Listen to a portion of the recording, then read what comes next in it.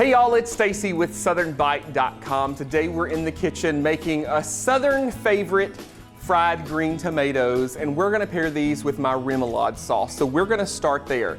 In a medium-sized bowl, we're gonna combine half a cup of mayonnaise with half a cup of sour cream. To this, we're going to add 2 tablespoons of ketchup and 2 tablespoons of Creole mustard, and if you can't get your hands on Creole mustard, a spicy brown mustard will work just as well. To this, we're going to add a tablespoon of fresh squeezed lemon juice, 1 clove of garlic that's been finely minced.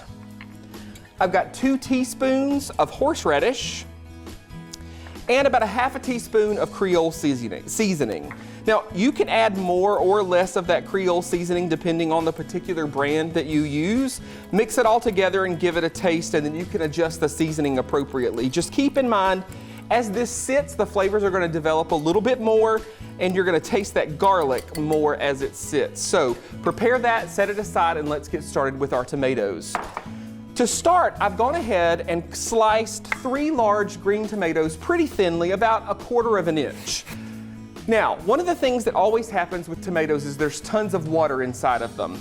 And if we fry these just the way that they are, once they're fried, that moisture is going to come back out and you're going to end up with a soggy tomato. So to combat that, what we've done is we've sprinkled each side of these green tomatoes with a little salt and put it in the sink in a colander to allow that salt to wick some of that moisture out. That helps in the process so that we don't end up with those soggy tomatoes.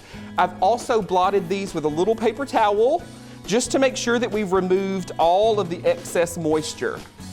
As we move over here to our breading station, I've got half a cup of buttermilk with 1 egg. We're just gonna dip each slice right into this mixture. This is gonna help our dredge stick. In here, I've got 3/4 of a cup of plain cornmeal with about a half a cup of all-purpose flour, in addition to half a teaspoon of salt and half a teaspoon of black pepper. Here in my skillet, I've poured about 1 inch of oil in here, and I've heated this over medium-high heat to about 350 degrees. We want to make sure to never fill a skillet like this more than about 1/3 of the way up with vegetable oil so that we don't have an issue with it bubbling over. If this is the right temperature, and you can see that it is, you're starting to see those bubbles. We're going to fry these for 4 to 5 minutes on each side and then drain them on paper towels.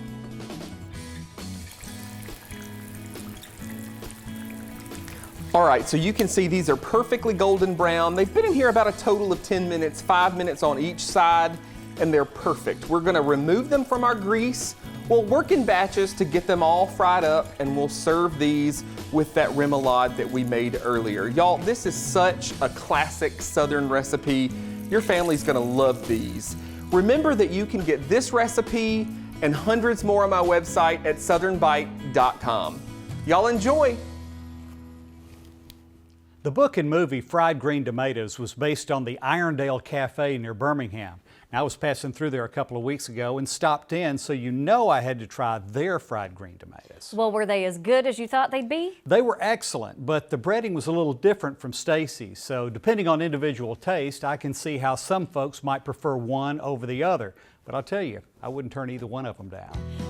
Coming up next on Simply Southern, we get to the main course. And unlike the others we're featuring today, this one is a brand new recipe. Stay tuned for Stacy's one-pot chicken ratatouille. Well, it is so nice for us all to be together. Dad, why is our Alpha agent here? Scott, he helped me file a home insurance claim fast. When that basement pipe burst, he kept that flood from turning into a monsoon, didn't you? Scott, would you like to say grace for us? Oh, sure. Thank you very much for this meal, and may we have no more pipes bursting in this home. Amen. Before a little thing becomes a big thing, call your Alpha agent. U.S. farm-raised catfish is always delicious and is good for the family too. America's best restaurants proudly serve U.S. farm-raised catfish because it's tasty, sustainable, and a great source of protein. Head on over to uscatfish.com and check out the Catfish Trail. The Catfish Trail is a map of restaurants near you that proudly serve U.S. farm-raised catfish. When you eat at these restaurants, you'll be supporting American farmers, and that's good for us all. I'll see you on the Catfish Trail. No matter the herd you tend to or the type of seeds you sow, Farm Bureau Bank understands the lifestyle and financial needs of our neighbors. We're here to help grow traditions, give back to agricultural communities, and offer financial convenience for your unique way of life. Whether it's personal or business, we are committed to serving you and your financial needs. Please give us a call and we'll get started today. Soybeans are a very versatile product. We make crayons out of it. A lot of the combines you see rolling through the fields have a lot of plastic side panels that are made from a soy product. The soybeans that we grow on our farm mostly goes into chicken feed. Soybean production in Alabama employs over 10,000 people. We grow some of the best soybeans in the world. We go the extra mile to make sure when our name is stamped on it, we know it's the best product we can produce. Tim, what's it like being a professional fisherman? Oh, it's awesome, man. You get all kind of perks, you know, like that check y'all seen, that big check I get every year, you know. Why are you whispering? I ain't gonna tell nobody, I promise, man. Tim, it's between us. I want you to tell everybody you know. You mean like everybody gets a check? Yeah, but I mean, it's based on how much you borrow with us. So it ain't just to me? No, it ain't just you. Come on, man. Everybody that's got a loan with Alabama Farm Credit gets a check. Hey y'all, I'm Kim Earwood with Alabama Ag in the Classroom. Need a new hobby?